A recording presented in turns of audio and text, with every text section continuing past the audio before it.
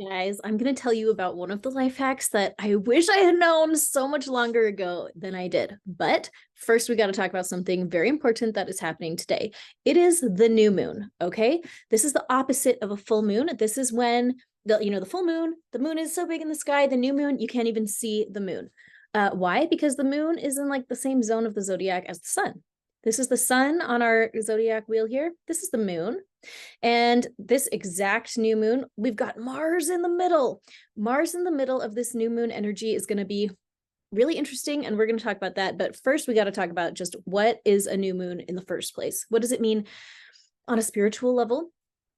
So a new moon happens when the sun and the moon are right next to each other in the zodiac. Of course, they're not actually right next to each other. That would like burn up the moon, right? But like they're in the same slice of pie as of the zodiac. Okay, if we're like in the earth, they're like in that same zone of the pie.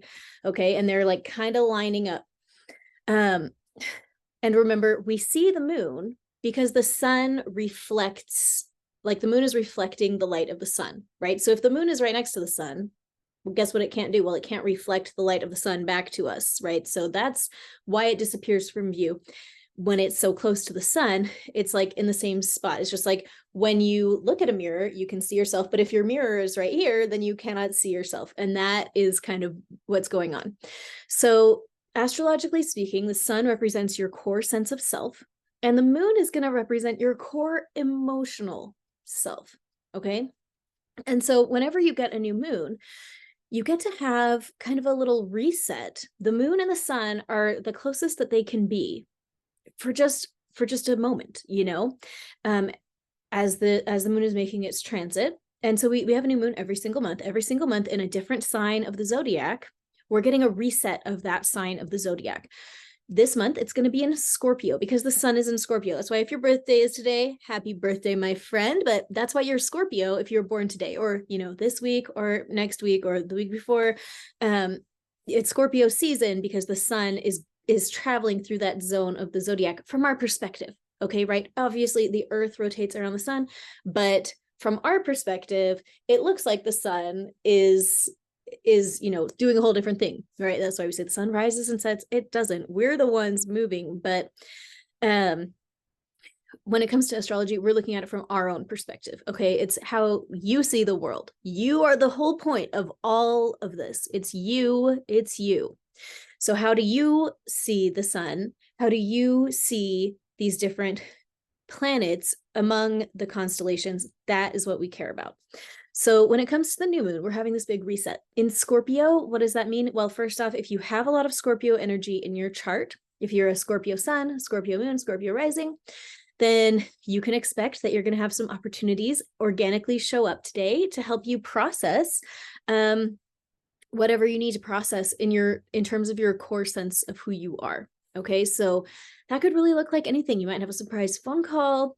You might have a conversation that shows up, or I don't know, you'll be flipping through the TV channels and you'll just happen to land on exactly the thing that's going to get you starting to think about something in a new way. It's just going to look different for everybody. But what I love about this time is that things just organically show up to help us reset exactly how we need. And a lot of times it's really subtle and sometimes it's not. Now, one thing that we can expect with this exact new moon is surprises. Why? Because the moon and the sun are creating an opposition with Uranus at 21 degrees. So the sun's at 20 degrees, the moon's at 22 degrees. And there's Uranus at 21 degrees. Yes, it's a little tight opposition right there between the three of them. And plus Mars is there too, which we still have to talk about. But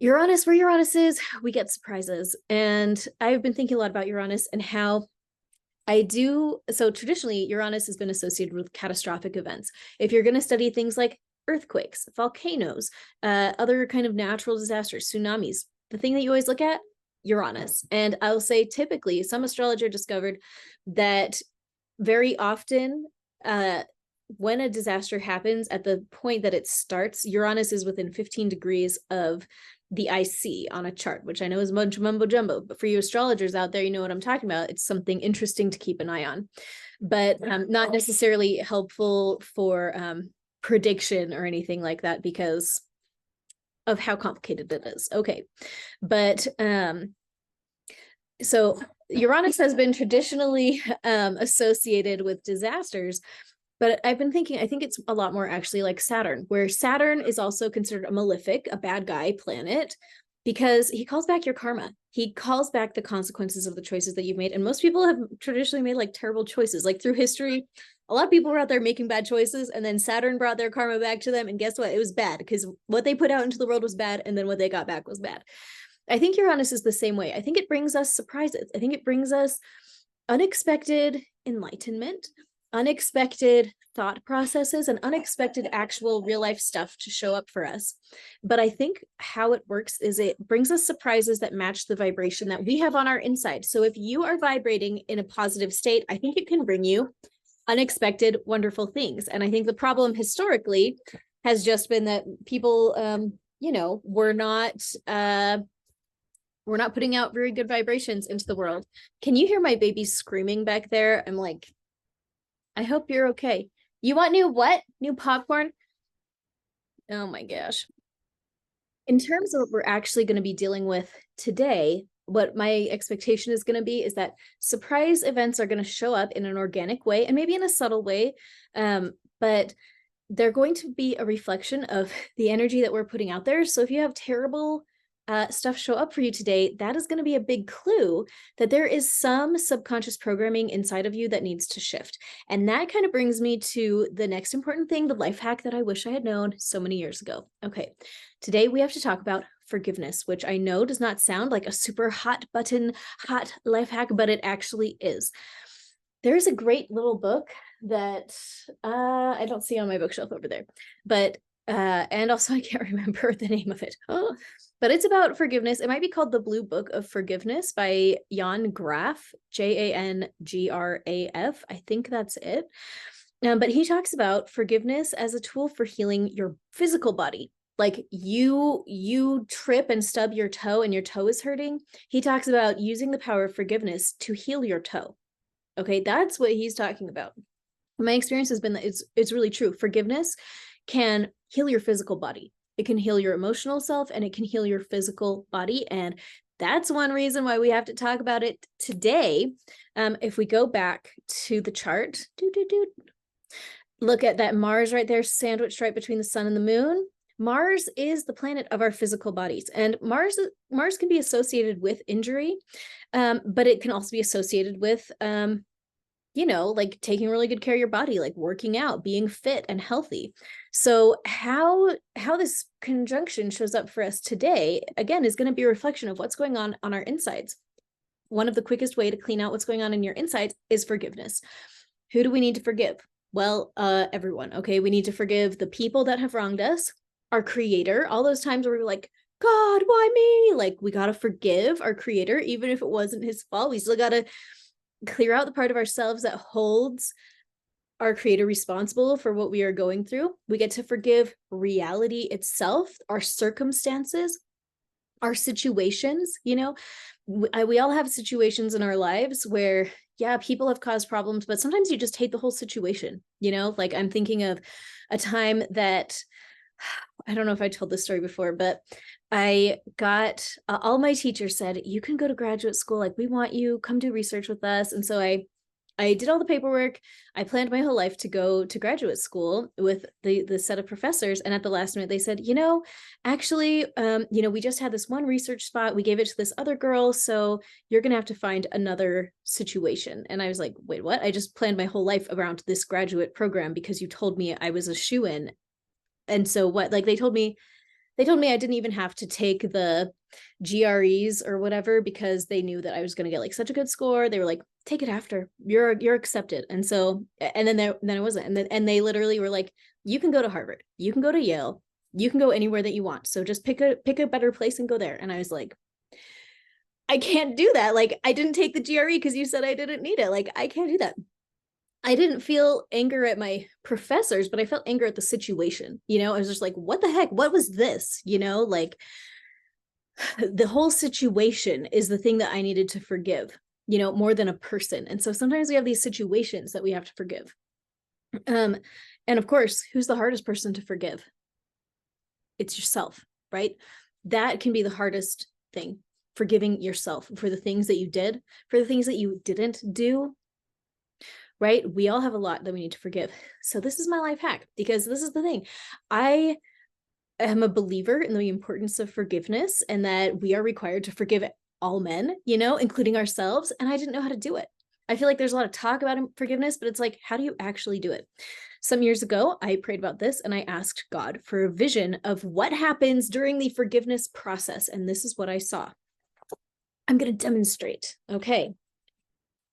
What I saw was a tornado. Well, and it looked like this. And this was a tornado of unforgiveness. That was the message. The message was that whenever something happens to us, our bodies and our energy fields spontaneously create this area of turbulence, okay? And it's an unforgiveness. The real thing that exists is unforgiveness. Forgiveness is the process of removing the turbulence of unforgiveness from our bodies, from our physical bodies, so it's not there anymore. It is a healing process for us, because this kind of turbulence stops the flow of all of our physical and spiritual fluid in our physical bodies. And I know that sounds crazy, but you will see for yourself. If you do a dedicated forgiveness process, you are going to see how your physical body responds. It truly does. You will feel a greater sense of flow. Your blood is going to flow better. Your lymph, your glymph, all of the different kinds of fluids that you need flowing inside of yourself for ultimate health, they're going to flow better, and you will notice it as you systemically work through the unforgiveness that your body is holding on to. So who do you need to forgive? This is a great time to sit down and make a list of who you need to forgive. And that might take a little while, but today's the new moon. The new moon is the day for planting a new seed. So this is a fabulous time to do it. What you can do is, at the top of your paper, you're going to write your new intention. The new moon is when we plant new seeds, new intentions. We choose a new way of living. The way that I like to do it is I like to take out a piece of paper and write down my intentions, and then forget it, set it, forget it. And then I never look at them again. They might be in my journal, or they might just be on a piece of paper around. And if I find them later, I'm like, oh yeah, awesome. But this is not something, I mean, God, we all have enough to do in our lives. I'm like, the last thing I want to do is have to hold myself responsible for making my intentions happen. All we're doing is programming our brains and saying, brain, this is my new intention. And an intention I'm going to invite you guys to set today is an intention to forgive, an intention to forgive yourself, our creator, our situations, the people in our lives. When we forgive, it does not excuse anyone's behavior, including our own. It doesn't make it like it never happened. It didn't make it like it didn't matter. All it does is remove these tornadoes of turbulence from our physical body so that our bodies can function better. You will see for yourself that is true. This is a really powerful exercise. So how do we do it? This is the life hack. What you're going to do is think of the thing you need to forgive and envision that tornado of turbulence. And you're going to scrape from inside of yourself all of the turbulence that you can find that goes with this situation, gather it all into one big tornado. And when you're ready, you can either take a hammer and smash it into pieces, smash the tornado into tiny dust. And sometimes you don't have to do that. Sometimes it's small enough you can just take a deep breath and you're going to blow it out. And sometimes it might take 10 breaths or 20 breaths. But in your mind, you imagine that turbulence and you're breathing it out and you're blowing it away. And I imagine that little dust, the little tornado dust, flying away and turning into butterflies as it flies to the sun, for the universe to recycle this energy into something good and beautiful that blesses the planet. Everything is energy. Turbulence energy stuck in our bodies, we could consider as negative energy, right? It's clogging up the way, but it's just energy. And we release it from our bodies and send it back for recycling, and it can come back and bless the world. We're taking all of the energy of grudge holding and unforgiveness and cycling it into something better. We're upcycling. We're recycling, guys. We're so eco-friendly. That is what I want you to do today. And so today, the session that I have on the docket for all of us individually is the forgiveness session, and the link for that is below. that is going to walk you through this process in a bunch of different ways so that you can really start forgiving a lot of different stuff all at once. I think it's like 1 or 2 hours long. It's like 1 hour of the session, 1 hour of the Q&A. I think that is true. The Q&A is always so good. So please go do that too, for at least for yourself. Tomorrow, we're going to work through this again on behalf of our ancestors, but I don't want to give it all away. So we'll talk about that tomorrow. But today, I want you to experience the blessings that come with forgiveness. You can forgive. If there are things in your heart that are so big you feel like you cannot forgive them, that's fine. You don't have to forgive them today. There's not like a time limit on this. Go forgive something small. Go forgive something little. You know, that session is going to help guide you through it. If you want to do it, you can tune in with your own intuition and see if that is a good choice for you today or not. But this forgiveness work can revolutionize your life. It will revolutionize your mental health, your emotional health, and your physical body health. It seriously will. Go and try it. Let me know how it goes. Come report back in Intuitive Healing with Ali Duzette on Facebook. And thank you guys for being here. I'm going to see you tomorrow.